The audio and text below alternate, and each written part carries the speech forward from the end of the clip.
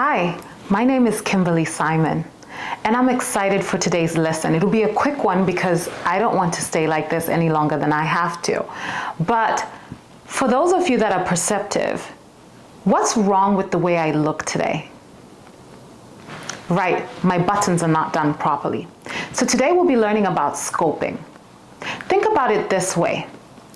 When you're starting a project and you don't start in the right way, or you miss the first step, everything else that you do following that step is likely to be inaccurate or wrong.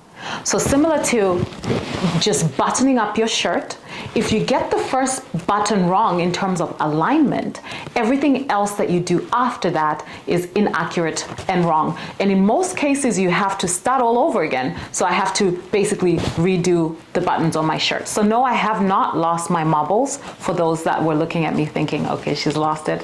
No. So let's talk about scoping in terms of cybersecurity. In cybersecurity, it is vital to understand where your sensitive data resides and the controls that you have in place to protect it.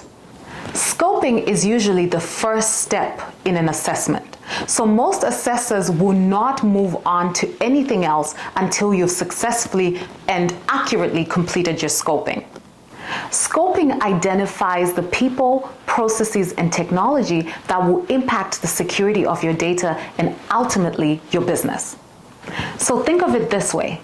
During the scoping phase, we're looking at where are your locations? What environments does your company have? Which ones are the virtual ones? Which ones are the physical ones? Which assets are in scope for an assessment, as in which ones are the sensitive assets that need to be protected and identified? We're also looking at which third parties are you working with? What kind of data do they have access to? What controls are put into place to make sure that the data that is coming in and out of the business is protected? So scoping is a very important part of the assessment, and it is important that you understand your scope before you have a third party come in and do it.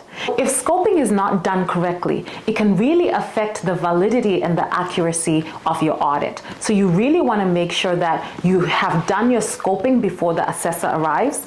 So you have a clear picture of your entire environment and an in-depth understanding of your entire environment, and then have a third party come in and validate that. A good way to do your scope, and one of the best ways to do your scope, is to work on a network diagram that basically details everything that is going on and how data is flowing in and out of the business. So work on your network diagram before the assessor comes in. Good luck with your scoping.